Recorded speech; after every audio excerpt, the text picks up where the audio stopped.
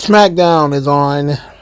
The post-Wrestlemania Smackdown. They have to build a pay-per-view for 2 weeks. They still have some stories to wrap up. There's a lot to go into Smackdown. There's a debut. There's a couple of debuts. There's a title change. A lot happened. So why am I not happy? Why am I not thrilled about Smackdown? I'm just kind of in the middle, stuck in the middle. It's okay. It was all right. Let's talk about Smackdown. Later in the show, we will be discussing Dave Meltzer's ratings for the top matches on WrestleMania. And we will be discussing Natalya, which she will be doing in NWA. She's going to be challenging for the women's title. So we're going to discuss that stuff later. Up first, however, we're going to do John Cena and Randy Orton. So John Cena and Randy Orton, they stand in the ring together. Randy Orton, of course, starts talking about that you're a good guy, I'm a bad guy, you're a good guy stuff. I don't want to hear that. But he opened his volley by saying that John Cena has a void inside him. He needs to go have some kids. Which I laughed. I think most people did. It was hilarious. I don't see how John Cena didn't laugh. He told John Cena that it would make him grow up and make him a better human being. John Cena was offended, upset, said that the real reason he didn't want to have kids is he spent 25 years racing the fans' kids. And he's been a better parent than the fans have been. Then he went over and called a kid's dad a loser. The kid gave John Cena the finger, and John Cena said, a 6-year-old just gave me the finger. That's classy. This was pretty funny. It still feels like John Cena is playing a heel character on television, like a heel Mr. Rogers kind of gimmick. I'm still not feeling it, but I gotta say, his ability to do stuff off the cuff is top notch. Randy doesn't understand this. He says that the Hollywood jive has got John Cena's brain rotted. He says that the WWE and the fans are why John Cena is in Hollywood, is why he's the champion, is why he has the life that he has. Then he says that he's been in this company for 20 years, 23 years to be exact. He's here to stay. While John Cena is just a guest. Cena was upset about this and said he doesn't need these people. They've been doing nothing but they're nothing but hypocrites who have been manipulating him. He says that he's tired of being ostracized for trying something different. Then he said that he's going to ruin wrestling. Randy Orton says, no. Wrestling, that's what my family does. That's what my grandfather did. It's what my dad did. Wrestling provides for me and my children. I can't let you destroy wrestling. And Cena says he's going to take this title, and once he retires with it, Randy Orton will be forever stuck at number 14.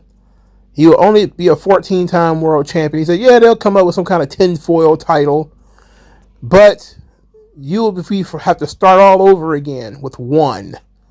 Then he says that after he ruins wrestling, it's going to erase the history of the Orton family. Randy Orton is offended, upset, challenged John Cena to a match tonight, right now. Cena, of course, rejected it and said he wants to fight him in Backlash because Backlash is in St. Louis. And he wants Randy Orton to fight in his hometown. He wants him to sleep in his own bed, wake up well rested, because he don't want him to have any excuses when he beats him.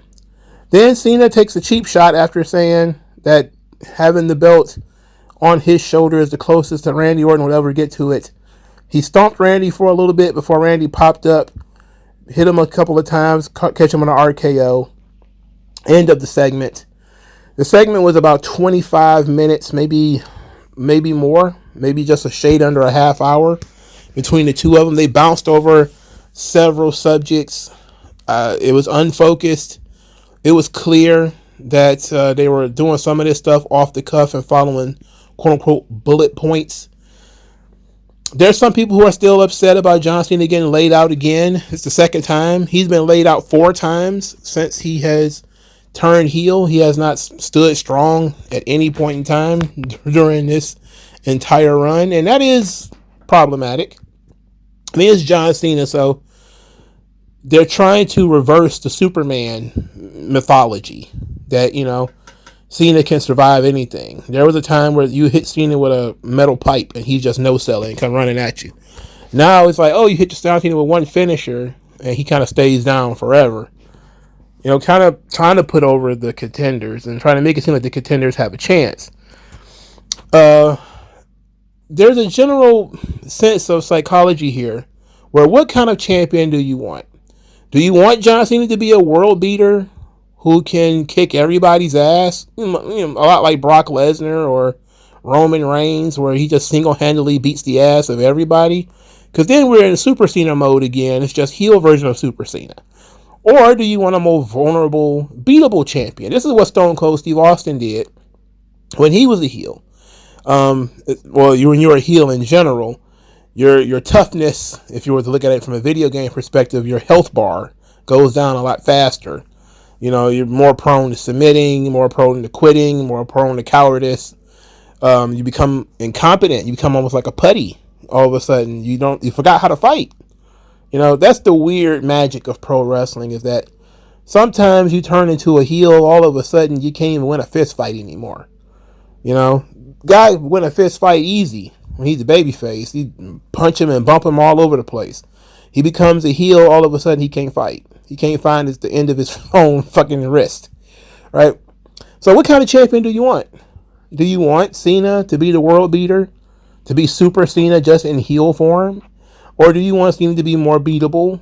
To give his opponents kind of a rub and give them the belief that this guy isn't as great as he used to be, which is sort of the story that's being told here, which is the story I wish they were telling, is that Cena has, of course, lost a step and isn't the Super Cena of old, and thus he has to resort to taking cheap shots. And getting hit with one finisher and knocked down, it kind of tells that story. It kind of tells the story that Cena hasn't won a singles match. He won one singles match in like 4 or 5 years. Well, a lot of that has to do with the fact that he's gotten a lot slower, got a little bit older. You could play into that story by having Cena get knocked out pretty easily. But I do understand how some people are kind of frustrated by it, because it's the second time this week that Cena has been dropped. I will say this about the promo segment. I thought Orton telling that John Cena needs to have kids, that felt like a rib, but it's once more them talking from the internet. It was just a setup so Cena could talk about why he doesn't have kids, which is a routine thing that keeps coming up in John Cena interviews, why he doesn't have kids. I do give him credit for his off-the-cuff banter with the 6-year-old. That was fun. Orton trying to be the voice of reason is awkward. Him certainly saying that, this whole thing with you being the bad guy and me being the good guy, I was like, oh my God, I can't believe you're using that language. Stop it. But you can't stop him at this point, man. It is what it is. I would have liked for something heavier on kayfabe, something heavier on their history. I do like that Randy is the guy who noticed that something is wrong with John. That, of course he would know him better than anybody, being his chief rival and all. And plus they went to OVW together. They're billing this match as one final time, so they're not going to have a rematch. So obviously Randy Orton ain't winning, which is, was obvious to anybody with common sense anyway. But I would have liked for them to play off of their history. There's a lot of history between these two guys. And for Randy to say, I ain't seen this side of you in a long time. There's something going on. What the hell is wrong with you? And maybe trying to play armchair psychiatrist. But at the same time, we've already hit him with the RKO. And these top guys in WWE be getting hit with big moves a lot. And they don't be mad about it. Like Cena got hit with an RKO and was still talking calmly to Randy afterwards. He wasn't ranting and raving, wasn't mad about it. Didn't even bring it up, actually. Didn't say anything about Randy Orton putting his hands on him already. Which is weird. It's almost like it didn't happen when we know it did. But back to my original point, I would like for them to play off of their history. For Randy to say that he knows that something is wrong with John, and this isn't like him, and basically saying, like, you used to be the guy talking me off the ledge. Now I'm here talking you off the ledge. What's going on? I would have liked that before the RKO, though. I'm talking about even before the first one. As for Randy to try to talk some sense into John Cena, to see if he could figure out what's going on. Like, hey, we were rivals, but we were also friends too. We were tag team partners, and we were also enemies. When we've been in this business for 20 years, I watched you go out of your way for children. Now you're telling them to F off. Like, what's going on? And I get it, but this was fine, I suppose. Randy did a good job here. Cena is still pretending. He feels like he's wearing a skin suit. This feels like Fortnite John Cena. And somebody is forcing him to say these weird things.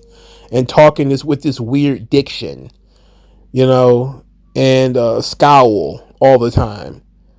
It's not clicking for me. And I'm not too concerned about him getting beat up all the time. But I'm more concerned about the lack of a solid plot for the character. And then they just burned another one of his appearances, but they didn't show the clock to show that another appearance is gone. I also didn't really care for John Cena saying that Randy Orton's going to be stuck at 14 championships, because that's still a lot. And obviously, it's not believable what John Cena is saying. Like, as much as I like the clock and what they're trying to set here in kayfabe, the idea that you're just going to create a new championship, that's all he's ever done. They always, if a guy gets hurt, he might be the lineal champion, but they just create a new title and they have a tournament or something, and there's a new champion crowned. I mean, it is what it is. If you retire, then there's a new champion crowned. That's how it works. It doesn't set back to zero. Because if that was the case, I don't think John Cena would be at 17 then. Because I remember at least one occasion where Cena had to cough up the title because he was injured. And that's when Randy won his first title. What was that? 09 maybe? 08 maybe? Where they did that really silly thing with Randy Orton defending the title twice. No, he lost the belt to Triple H in the first match. Triple H wrestled Umaga and beat him, and then defended the title against Randy Orton in their scheduled match later and lost the belt. And I think that was in 08 or 09 or something. Like, if you had to set everybody back to zero just because the WWE title was vacated, then most people wouldn't have these outrageous numbers of championships. So that doesn't even work in theory. I don't know what he's talking about. I don't know how that's supposed to go. I like the cartoon supervillain element of it, but I don't like his performances, because I feel like his performances are just him acting out. I just don't think it doesn't feel natural. And I think he's been a babyface for so long that, of course, it doesn't feel natural.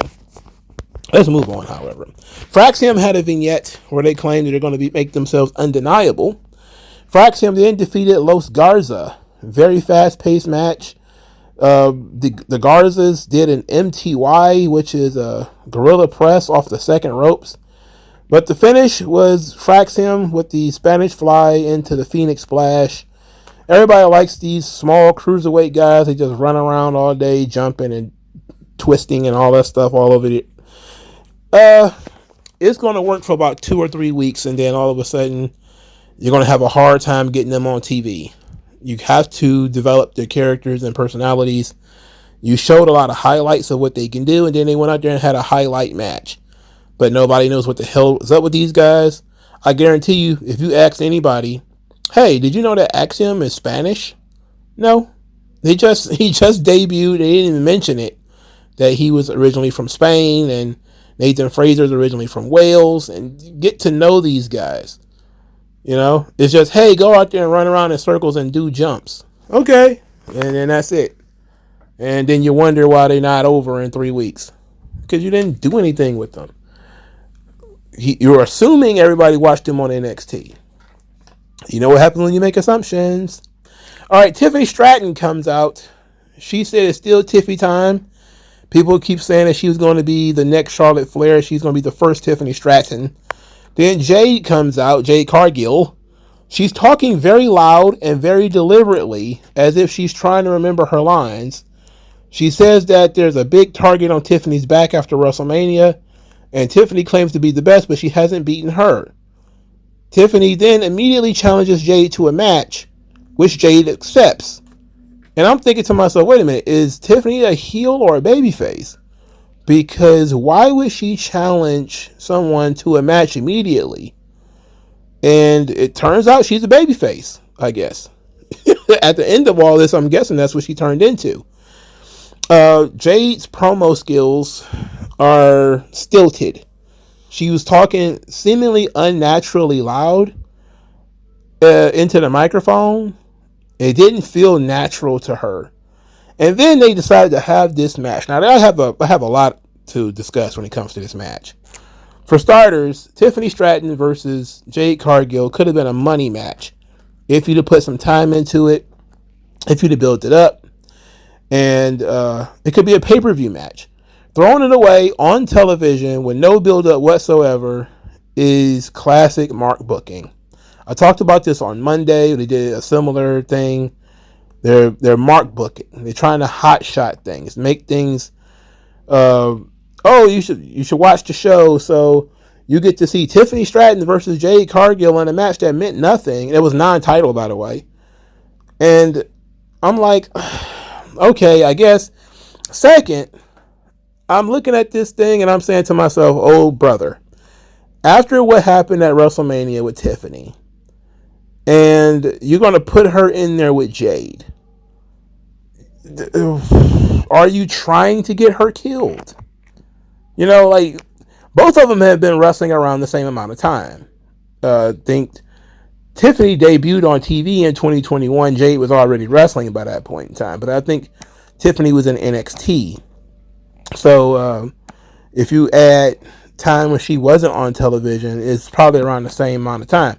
Now, Tiffany Stratton is a prodigy in terms of how good she is in a short amount of time.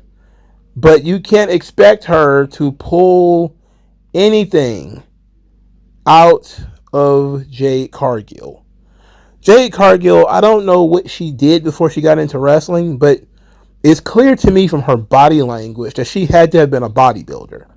Now, because her athleticism is minimal. And that's always that's one of the top things when it comes to where your body, where your background is from. Like Bianca Belair ran track, right? So she has like a high level of athleticism, a lot of fluidity. I think she also did some gymnastics, so that makes sense why she's so athletic. Tiffany Stratton did gymnastics, you know, but Jade Cargill is built for show, not for go. Like, she looks fantastic. She looks like an action figure. Unfortunately, she also moves like an action figure. So there was one specific spot where Tiffany kicked Jade Cargill and it looked like Jade was going to just fall over. And I was like, what on earth? It was a kick to the stomach and it barely made contact. Like, what's happening here? Between the two of them, I was just hoping that nobody died. And somebody still almost died, for God's sake. This was the blind leading the blind. That's not even fair. It's like somebody was blind in one eye and got cataracts in the other, leading a blind person. You know, because Tiffany Stratton is trying to have a match with Jade Cargill. Jade Cargill is at the very least a Lex Luger tier professional wrestler. At least. I mean, I've been here before where people are questioning her ability to work. But if you put Jade in there with somebody who can, you know, somebody who's good, who can actually pull something out of her, the match will probably be better. But if you put her in there with Tiffany Stratton, what it looks like is they're doing a routine. Because Tiffany's counting spots in her head, and you can see it. Jade's counting spots in her head, and you can see it. There's no fluidity in their motions. They're just doing stuff to each other. It's pick them up, slam. pick them up, slam, roll through, drop kick, pick them up, slam. And that's pretty much it. And you're like, what the hell? And then you had Tiffany Stratton botching her own finisher. She botched the PME and slipped on the second rope. I'm like, this is bad. This is bad. You're asking a lot from this young lady. And the only reason I give Tiffany Stratton so much grace is because she did have good matches in NXT. Now, what happened between then and now?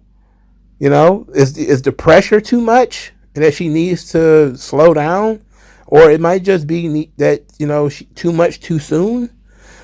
But Jade Cargill, of course, is a big problem because she's never had a good match. She's only had decent matches. Some of them are better than others, depending on, I guess, on the amount of time she has. And the opponent, of course, you know, how much effort the opponent is willing to put in. But Tiffany Stratton doesn't have the experience to carry Jade Cargill to a great match. She just doesn't have it. They did what they could, but for starters, I knew it was going to be a disqualification because I didn't see any reason why either one of them should get beat. But I even hated how they did that. Naomi slid into the ring and then dropped some of the worst punches in the history of planet Earth. I guarantee you she would not have done that with Vince McMahon backstage. Did you see those punches? Those double axe handles that didn't even make contact. The way all of that was so fucking bad. I literally just put my head in my hands. It was like, she's over 10 years in the business, dog. There's just no excuse for this. I get it. Jay's your friend. You don't want to potato her. But you have to make it look good. That stuff did not make contact. It was nowhere near contact. And the way she was moving her body, nobody fights like that. Nobody fights like that at all. Anyway, after all of this, Naomi got stared down by Tiffany Stratton and she fled. And Tiffany Stratton was then attacked by Nia Jax. She attacked Nia Jax from behind, or Nia Jax attacked her from behind, hit her with a couple of moves, including an Annihilator. And that was that. So Tiffany Stratton's going back to Nia Jax, back to her friend who's probably going to help her look good again. And Naomi and Jade Cargill are going to contend with their feud. Later, Naomi told Nia Jax to proceed with caution, which is very cartoonish. After Nia Jax says that she wants Naomi to stay out of the title picture so she can handle Tiffy herself, which is perfectly fine with me. I don't have a problem with her saying that. Tiffany Stratton being stuck with Nia Jax, oh boy. See, the problem is there's very few women in the company that can work. Very few. And because there are very few women in the company that can work, Tiffany Stratton is stuck working with god-awful bums and green folks, okay? There's no Io Sky and no Bianca Belair and no Rhea Ripley for her to work with on SmackDown. It just doesn't exist. As you'll see later, Chelsea Green is no good, all right? Chelsea Green is a character. She's not an in-ring, she's not a ring general. And neither is Zelina Vega, and plus she's tiny. Then you have B-Fab, who has less time in the ring than Tiffany does. Then you've got Charlotte, and she just came up with an absolute aborted child with Charlotte, which is sad because Charlotte's one of the best female wrestlers in the world. Then you got Michin, who sucks. And like, who is she supposed to learn from? You brought Tiffany Stratton over to SmackDown. She's a top girl, but she has nobody really to work with that can help her get better. This is one of those situations where she is in the John Cena position in 2005. You know this girl's going to be a star. You know the fans like her. You're not sure about her in-ring work because it's been shaky. Okay, put her in there with people who have more experience and people who are better. After WrestleMania in 2005, when John Cena won the title, it kept him with JBL for a while, which is what's seemingly happening here, is they're going to turn around and put Tiffany in a Kane feud, essentially, with somebody who's not going to win, but is just going to, overcome the odds and beat her. But then they put him in there with like Jericho and Christian and Kurt Angle. They didn't immediately put him in there with Chris Masters, right? Like they they did that later on. But just imagine if they had, and Chris Masters was young and green, and Cena's kind of young and green, and how is that going to turn out? How is this going to turn out? If you put Tiffany Stratton in there with like Michin is not young, but she sucks. She's not good. She has low levels of athleticism and probably wouldn't be able to get a good match out of Tiffany Stratton anyway. There's no ring generals for her to work with. For heavens to Betsy, people are kind of like, well, there's Candice LeRae. Candice LeRae's not over. So like, we have to figure out what matters more. Maybe you can get Candice LeRae over, but she needs some help. That's my point. That's my overall point. When Tiffany Stratton was working in NXT with Roxanne Perez and Lyra Valkyria and Becky Lynch and Thea Hale, she was having good matches. But all of those girls had more experience than she did, including Thea Hale, who is younger than her.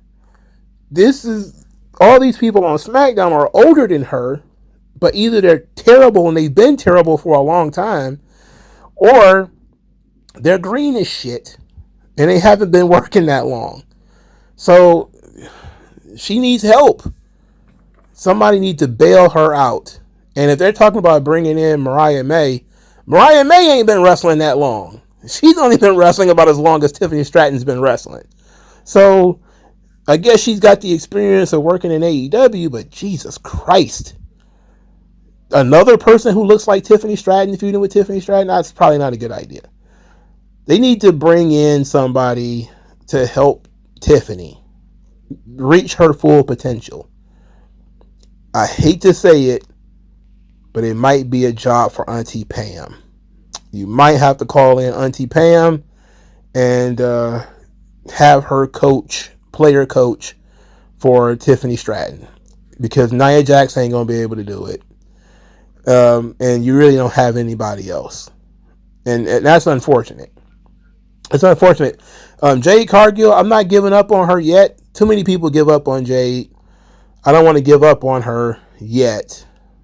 But her improvement has been very, very minimal. I mean, really minimal.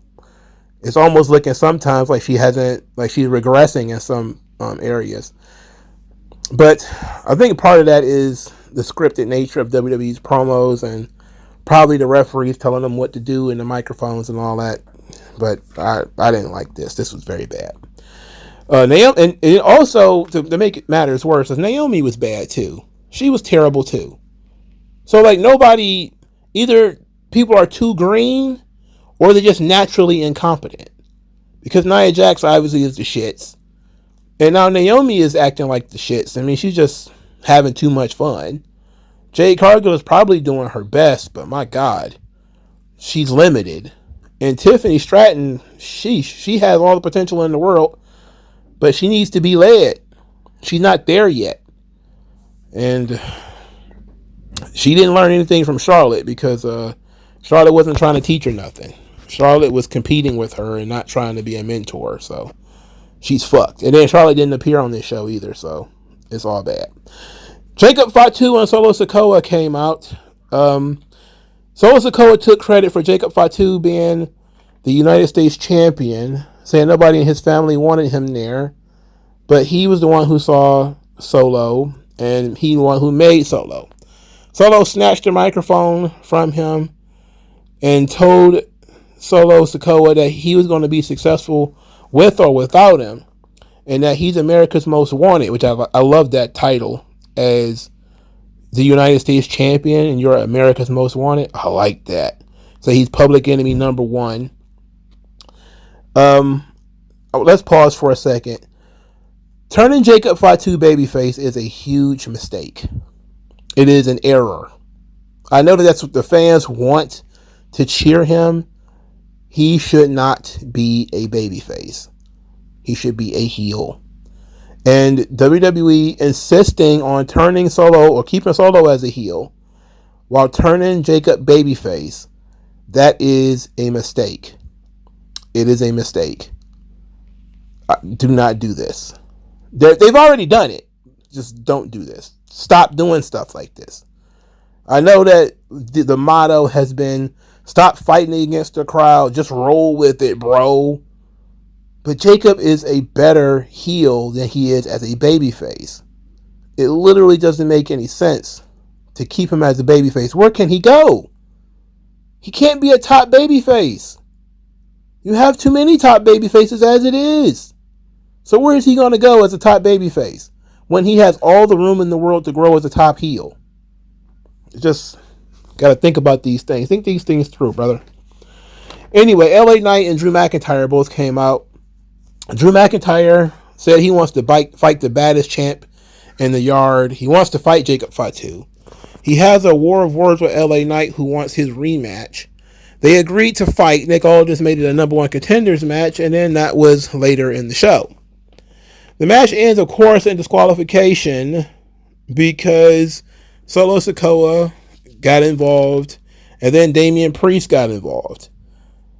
So there was big brawls where Damian Priest chokeslammed Drew McIntyre through a table, and then Jacob Fatu beat up everybody except Drew McIntyre because Drew McIntyre had already got put through a table. So we're looking at a fatal four-way here. That seems to be what they're building up.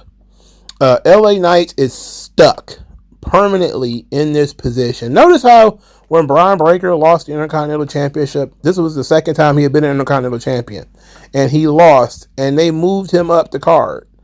LA Knight, for some reason, is stuck in place, encased in amber in the mid-card, not moving, not growing, not doing anything.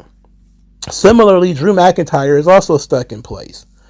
Just no matter what he does, he seems to always just be floating from one thing to another, and always complaining about being screwed. I'm through. I got screwed. Whatever. And Solo's just there for window dressing. So it might be a triple threat match, and you know Solo doesn't get put into the match, but that doesn't make things better. It makes things worse. It just takes Jacob Fatu and puts him in somebody else's feud. What the? We're gonna put you in right smack dab in the middle of the Damian Priest Drew McIntyre feud. Amazing. No, it's not amazing at all. This is dumb. Instead of having somebody ready for Jacob to face, or just run it back with LA Knight if that's what you wanted to do. Now I am definitely interested in Drew McIntyre versus Jacob Fatu. But again, that's a situation in which I do not want Jacob as a babyface. I like the idea though. I just don't want Jacob as a babyface. All right, the third match, on the show, the next match on the show rather. Zelina Vega wins the United States Championship, defeating Chelsea Green. Now, I think last week or maybe 2 weeks ago, Zelina Vega pinned Chelsea Green because the Hervis, were banned from ringside. Nick Aldis, certified idiot that he is, did not ban them from ringside in this match. However, so they were at ringside cheating, of course. They got ejected later on, which got a huge pop, so that was right before the finish. Zelina Vega manages to pull off a German suplex from the second rope to Chelsea Green. But otherwise, this match was, Chelsea Green is taller, but she's a little bit more stilted. She's very much like Gumby. She has a lot of personality, so you can, forgive the lack of really great work that she can do. So I'm not complaining about Chelsea Green's in-ring work because it's the least interesting part of the business for me right now. But this match was not great. It just wasn't great. And I don't think it told the story that it needed to tell, mainly because I don't see why the secret Hervis were allowed to be at ringside when they were banned last week. I mean, I don't know. Nick Aldis, can you explain why you banned them last week but allowed them to be there this week? Last week wasn't even a title match. And whatever. Anyway, Zelina Vega wins the championship. It was a long time coming for her to win a singles title. She seemed to always be somebody who was right there on the cusp of winning a singles title, but never actually getting it. She has quite a resume in WWE. She was the Queen of the Ring, the very first one, outside of, Sherry. But she won the Queen of the Ring tournament. It was that in 2021 or 2022 or something like that. And she was a tag team champion with Carmella. And she now is the second ever Women's United States champion. She has a pretty solid career. Zelina Vega is a difficult one to gauge because she has a lot of talent. She can talk. She has attitude. But she's in that very small body. And unless you're dynamic like Io or Rey Mysterio, if you're in a small body like that, it's going to be tough for people to believe in you and buy into you. As a babyface, she needs a much bigger opponent. But if the opponent is too big, then her offense is not believable.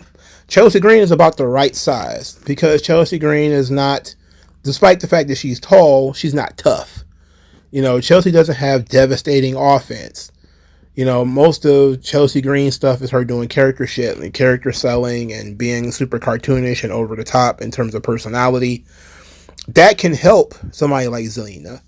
But you have to do stuff. I think they've only done things where they've wrestled, and then there was a count out, and then there was the pinfall for Zelina. Chelsea Green, I think, came into the company at the wrong time. If she'd have come in 2016, she might have been far more successful than she is now. The issue being that Triple H pays too much attention to that goddamn ring. If Chelsea Green was allowed to do segments like she had did, what was that segment she did, like the State of the Union or something like that, when she was allowed to go out there and make a fool of herself. Chelsea Green is the kind of person you cover, like the dumpster match where she was covered in poop and all that other kind of stuff. That's the strength of Chelsea Green. You cover Chelsea Green in cake. You do the whole whipped cream pie gimmick with Chelsea Green. She'll sell it. She'll get it over. And it'll be a big deal. Everybody will laugh. And she's endearing in that way. She's not a workaholic where you throw her in the ring and have her do 10, 15 minutes with people. That's not Chelsea Green's strength. Her strength is in her performance level. You let her be theatrical. Let her be over the top. And Triple H failed in doing that. He gave her the appropriate vehicle with this whole President of the United States kind of gimmick that she had, which could have worked if they'd have leaned into it a little bit more. They gave her a Secret Service and all that. Now, what happens to that now that she's lost the belt? I don't know. We have to figure that part out. But if they'd have leaned more into it, let her cut more promos, let her be a little bit more over the top, it would have been great. Like if she was doing stuff like getting the keys to the city or going out there mocking, the town, saying that she represents, Fort Worth, Texas, and she doesn't even know where that is on a map, or, just kind of going on and on about, dissing the towns and sports teams and, all the kind of generic heel shit. If she was allowed to go out there and show her personality, this would have meant a whole lot more when she lost. It didn't mean that much, mainly because the only person Chelsea Green, outside of Zelina Vega, that Chelsea Green had wrestled was fucking Mia Yim. I'm sorry, she had a match with B-Fab too. I think she might have had one or two with B-Fab. But for the most part, she was wrestling with Mia Yim. So she didn't really get a chance to do anything. She got a chance to hold the belt, but what did she actually get to achieve with the belt? At the end of this thing, you're going to notice that, they put Piper Niven and Alba Fire with her. But other than that, what else did you get out of this Chelsea Green thing? She took some really cool pictures with it, I guess. And she did like an interview with Chris Van Vliet while being the U.S. champion. Yay. But this has been a problem with Triple H booking, is he hasn't leaned into the personalities of these characters. And it's time and time again with this stuff. And it makes it weak. This is why the Mercy and Machine Guns didn't get over. This is why DIY didn't get over. This is why, they constantly pushed people like Zoe Stark and Candice LeRae, and they never got over. They're not leaning into their personalities. For some of them, they don't have personalities to speak of. But the people who do have personalities, they're not leaning into it. They're not trying. They're trying to turn everybody into a work rater and turn this fucking thing into an indie show. And the audience, it sticks sometimes, but most of the time it's not sticking. Most of the time it ain't sticking. Congratulations to Zelina Vega, however. She worked very hard to get here. All right, so then we get to my favorite segment here. The Miz, he's backstage, and he's talking up Carmelo Hayes. He's buying his Carmelo Hayes stock, and he got a gift for him, and it's an Andre piece. It is a big-ass chain with Andre the Giant's head on it. I'm telling you, it's flagrant. It's fantastic.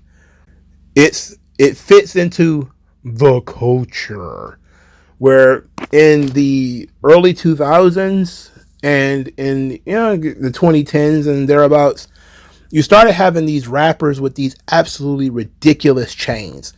Bart Simpson, gigantic ice creams, Two Chain. Wasn't 2 Chain. It was T-Pain had a big ass chain that said big ass chain.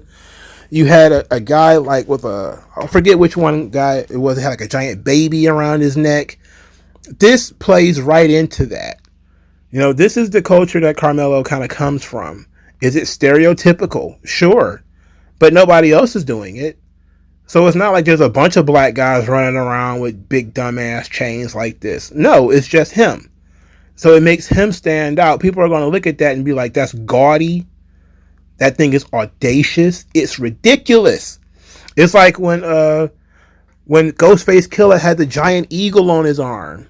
Like, it was so over the top. It's immediately eye-catching. You're like, what the hell is that?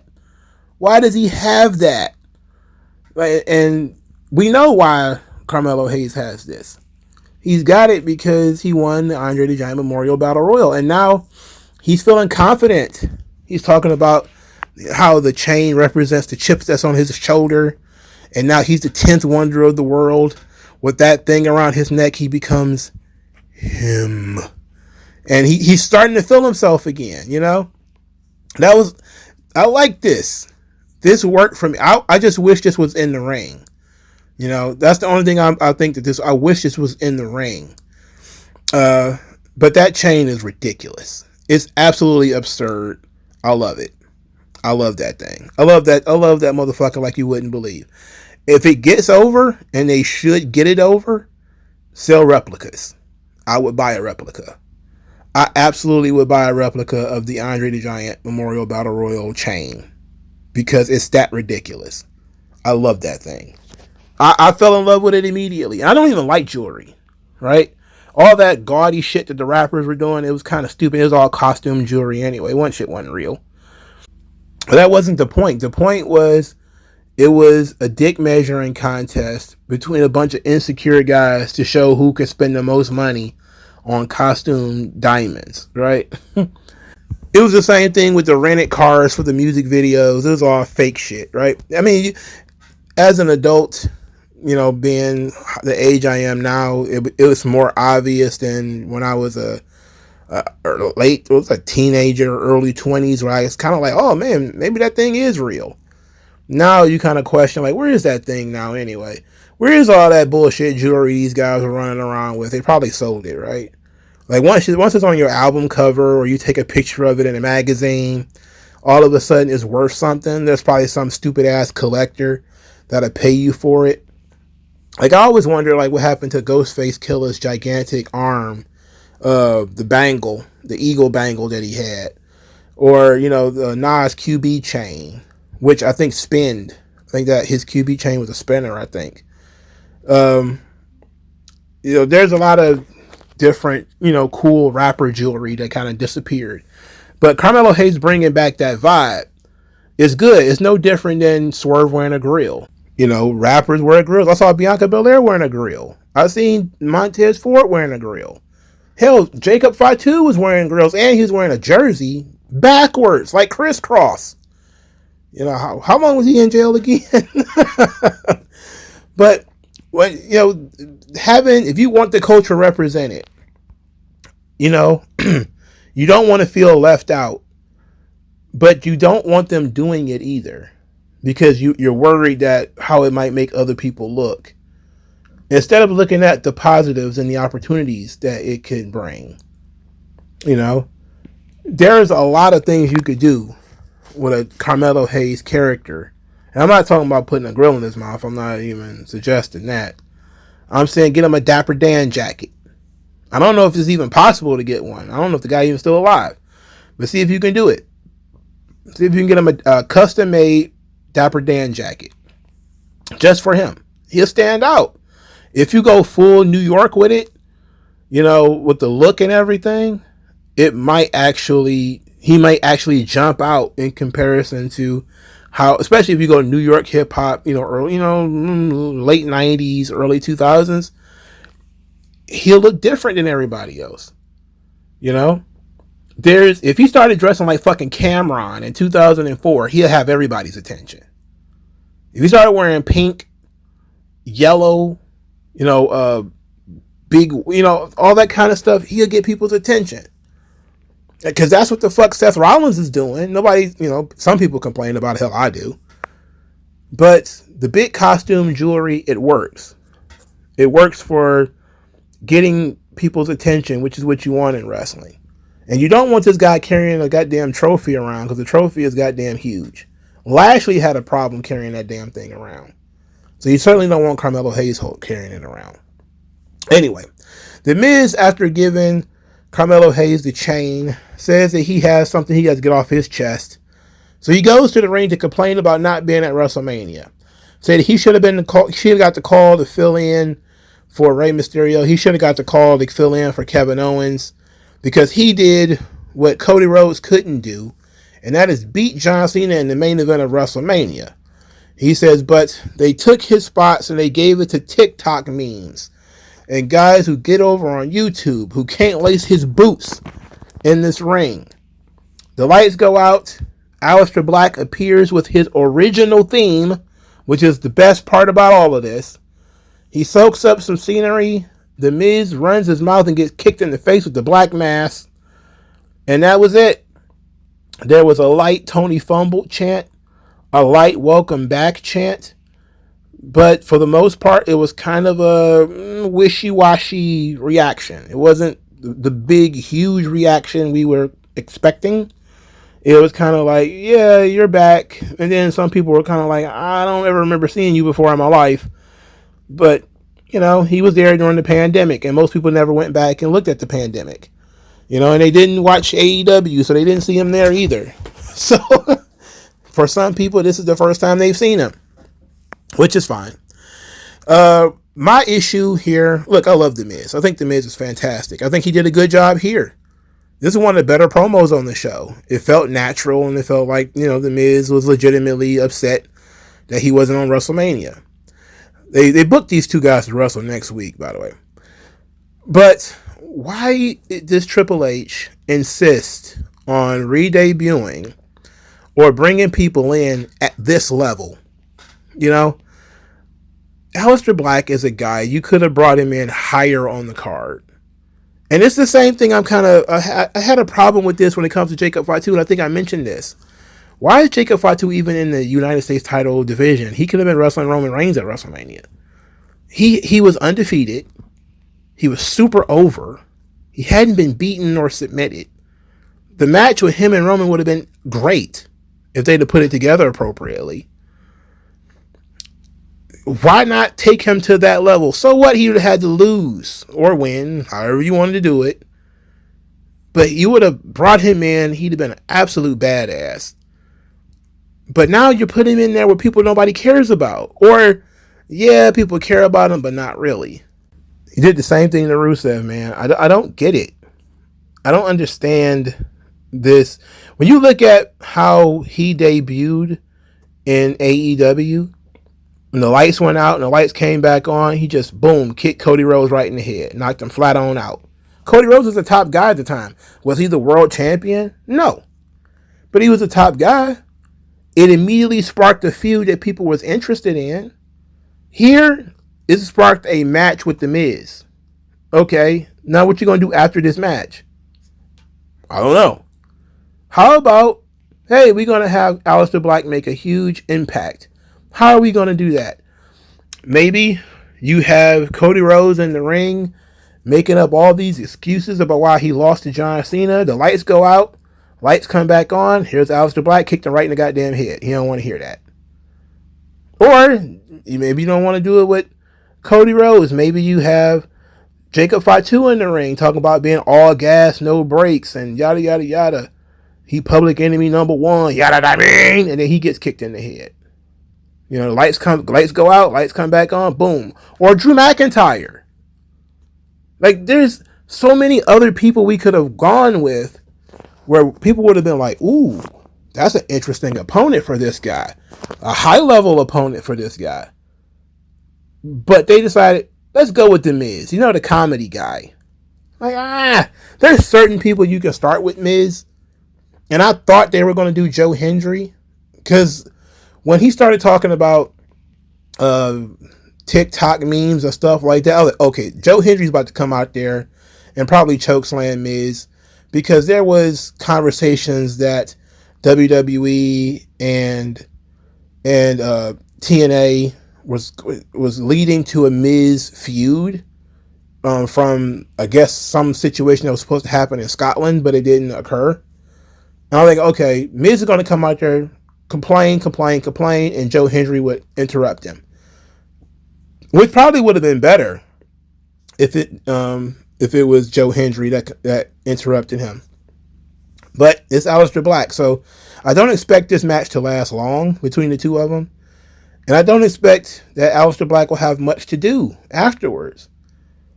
So, but maybe it'll end up being Alister Black versus Carmelo Hayes. But is that really fair to Carmelo? Like, he just started getting pushed and now he's got to put over Alister Black? Or even worse, the worst idea is for Black to have to lose to Carmelo. Which I'm not saying that as a bad thing. I'm saying that because Alister Black just got back. So, it's not helpful. Putting people in there with The Miz immediately who should be above that level just doesn't make sense to me. Bianca Belair has broken some fingers, but she announced that she's going to be coming back to SmackDown.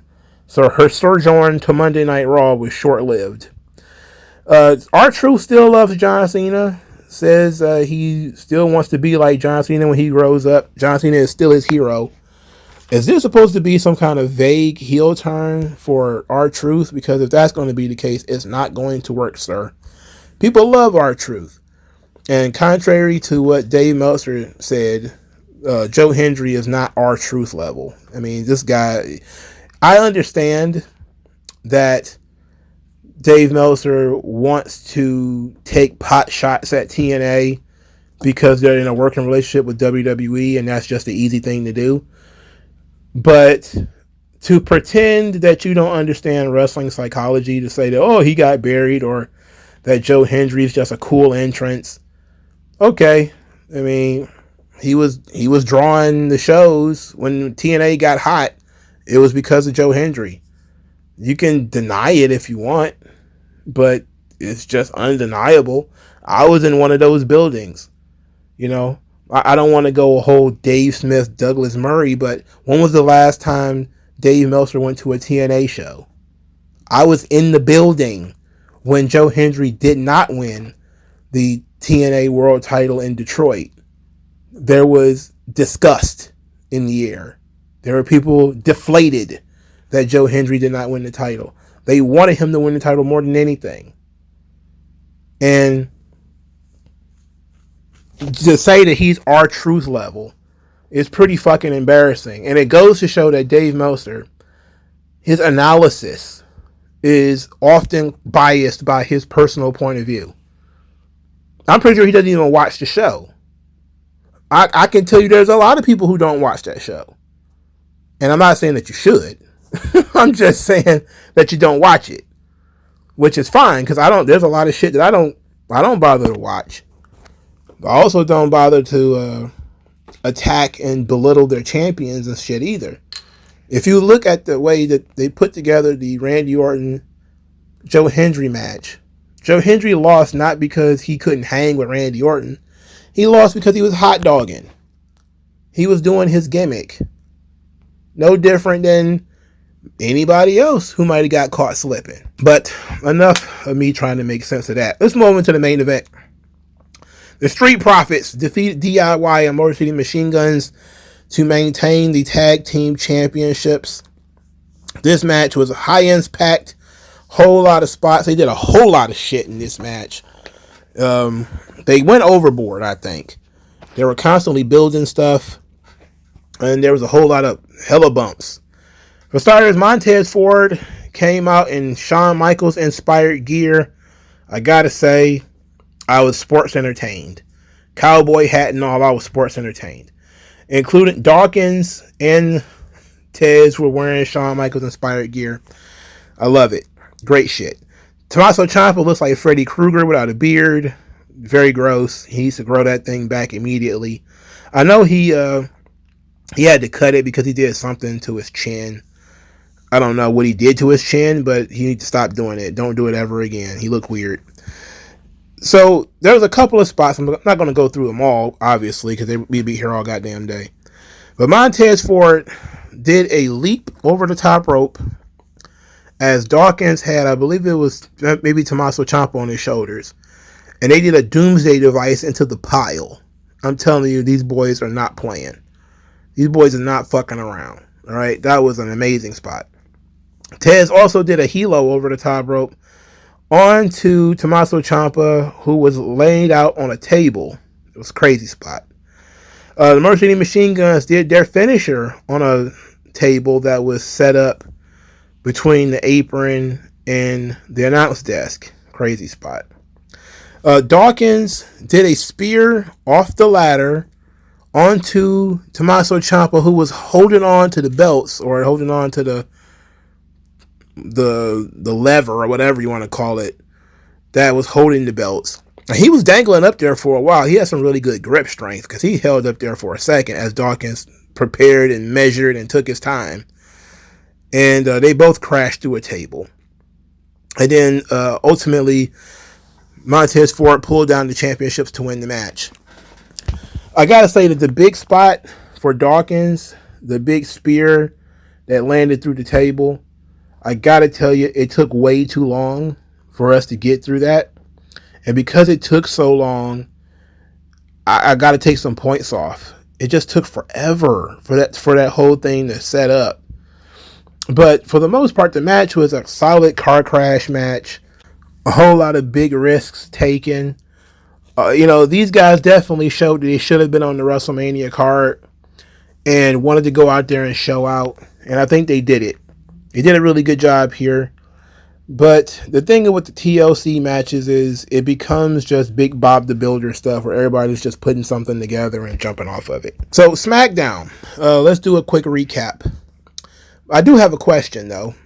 Randy Orton gave Nick Aldis an RKO, and apparently there's not going to be any repercussions for this because we now have made Randy Orton the number one contender, and he didn't really have to do much of anything except argue with John Cena. See, that's the lack of continuity that I have a problem with.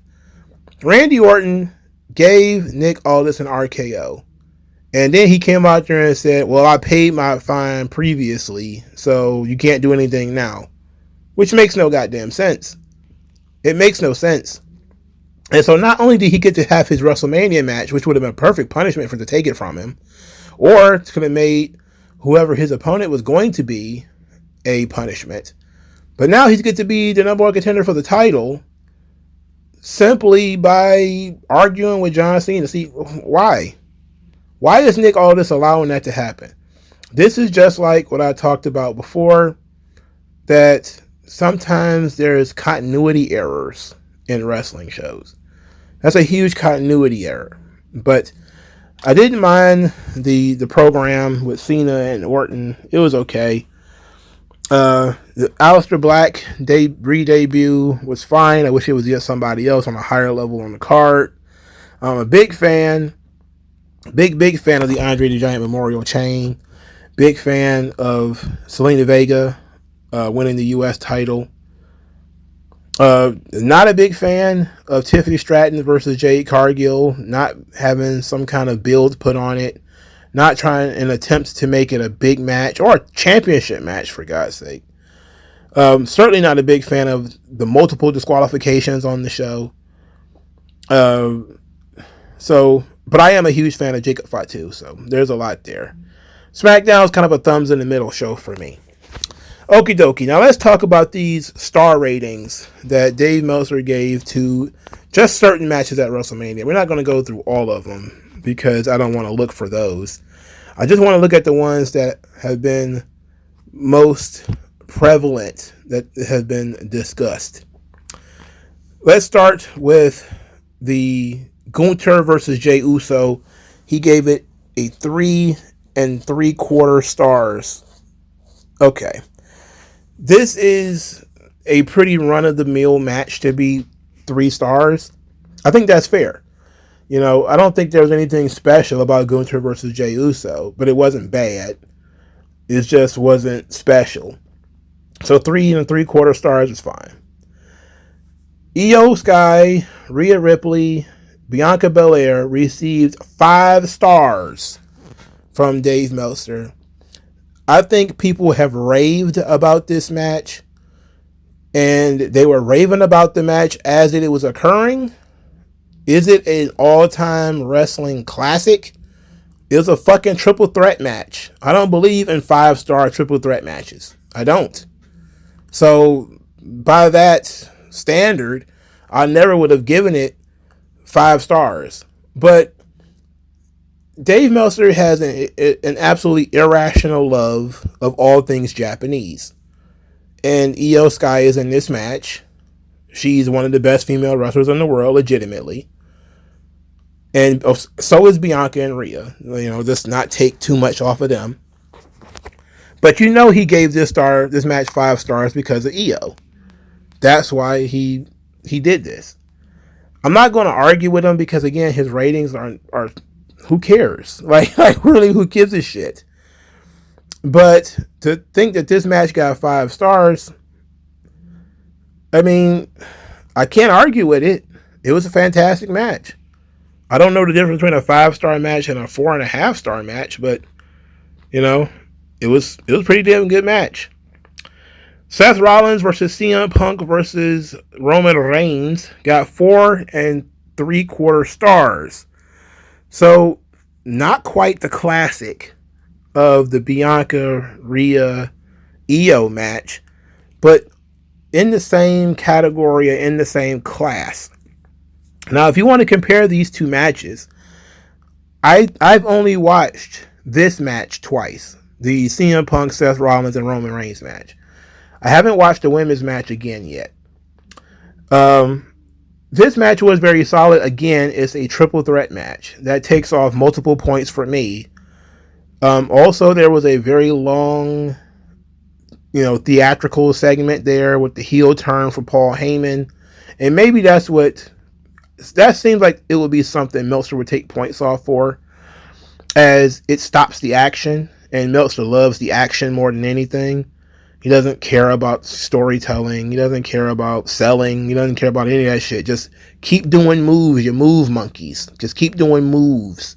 Do more moves. Do more stuff.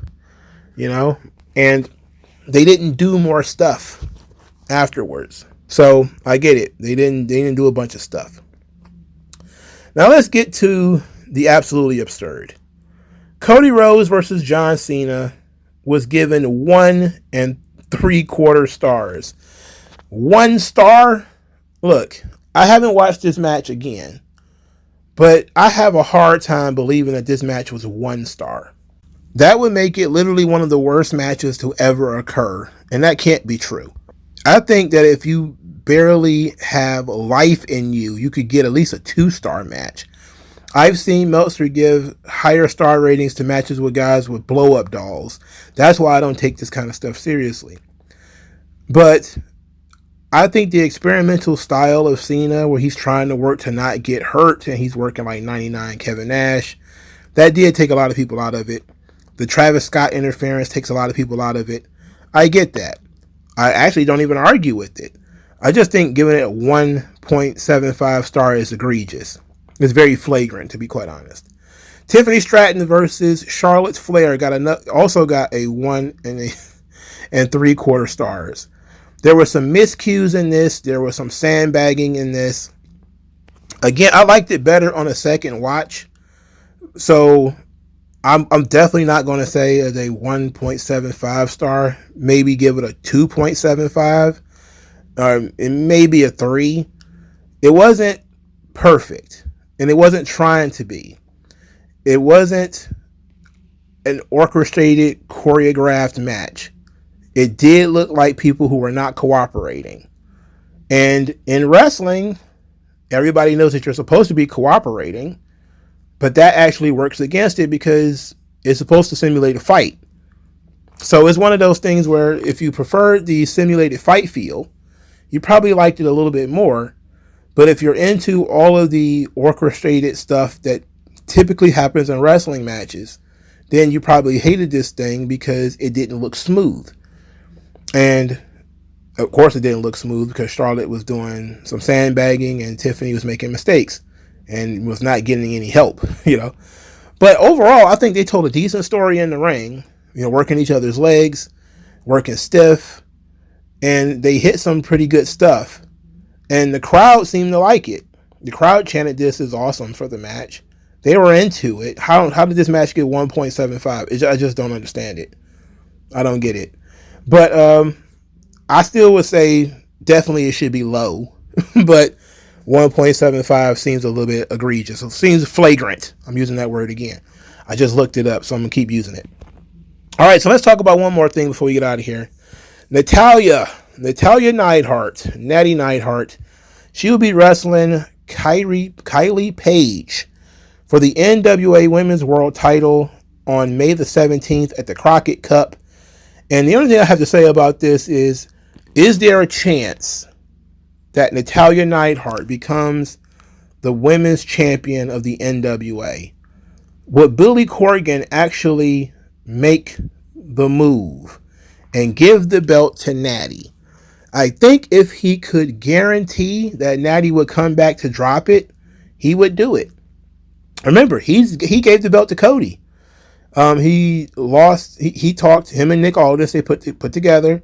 Cody would win the belt at All In, the very first All In, and then he would drop the belt at one of the NWA. I think it was a house show or a taped show or something like that.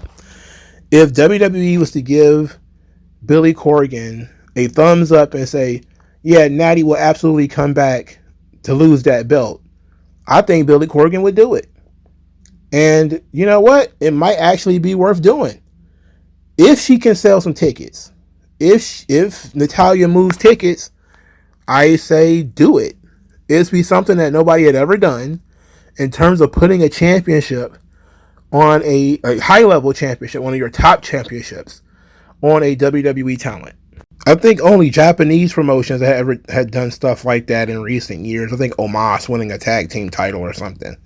But if you can get a thumbs up, either from Natalya or from the WWE, I don't think you can find a women's wrestler with the reputation of Natalya that will come to the NWA and boost your business. This is only going to be Natalya's second time operating outside of WWE in almost 20 years. If you can get her to agree, or get WWE to agree, to show up to win the title, do a little bit of promotion with it, and then drop it back in, let's say, 90 days, 100 days, or something like that, at whatever your next big event is, I say go for it. If you look at the landscape of women's wrestling, any women's wrestler worth her salt is already signed. 9 times out of 10, she's already signed. Or you don't have the money to keep her under contract for the long term. There are some decent women's wrestlers out there who have not appeared on NXT or AEW or TNA. You have to watch a lot of wrestling to know that, but I know that. But even if you take into account some of the women who have been released from WWE, you know, your Indy Hartwells, your Mandy Rose, your Lacey Evans, if any of those people were coming to NWA, they would have already been there. So the idea being that you have a legend who's willing to come in and work with one of your young girls. She's your world champion. You can build her up by having her lose to the legend. There's no disrespect there because everybody knows that, you know, Natalya has been around the block and she's very professional. And if you can get that agreement from WWE to let Natalya shoot promos and do various little things to promote the NWA brand, and then she comes in for whatever next big event you're going to have and drop the belt back to Kenzie Page, then go for it. I definitely suggest that Billy Corgan thinks about it. Kenzie Page has been champion for a long time. And there's nobody else in the company worth a damn, to be quite honest.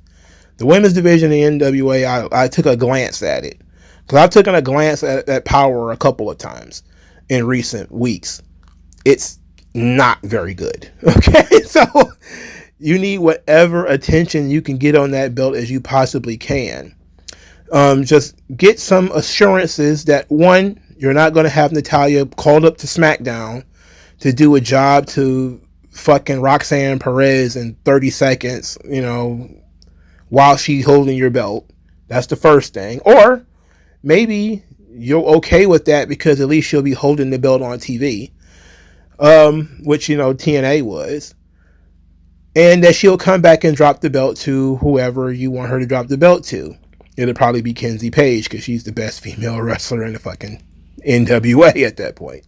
Speaking of women's wrestlers, let's talk about this one last thing. Kind of a bonus since I didn't discuss it, you know, saying that I was going to discuss it. But there was a lot of hype going into SmackDown about Alexa Bliss and the Wyatt Six. That she was going to be leading the Wyatt Six. And there was a lot of discussion about that before SmackDown. There was no such thing happened on SmackDown. They did not appear. And this begs the question, why did they re-sign Alexa Bliss if they have no intention of using her? Even if you want to say that somebody is injured, I think it's Bo Dallas that's hurt or whatever, you don't need to be in perfect physical condition to be able to cut promos and do vignettes, etc., etc. It's just not necessary. So you have the dirt sheets, of course, trying to get ahead of this thing, which is obvious that they were going to bring her in to work with the Wyatt Six. But they tried to, you know, make it out that they were going to do something on SmackDown. And that something did not occur. So I'm wondering what's going on. Now, we can't blame this one on The Rock. We can't blame how mediocre some of the stuff that's going on SmackDown and Raw. You can't blame these things on The Rock. There was no Cody Rhodes on SmackDown. Cody Rhodes did not appear. He did not cut a promo. He didn't show up. He didn't send a video. He didn't tweet. He didn't do anything. He lost the championship and then he ran and hid under the desk in shame.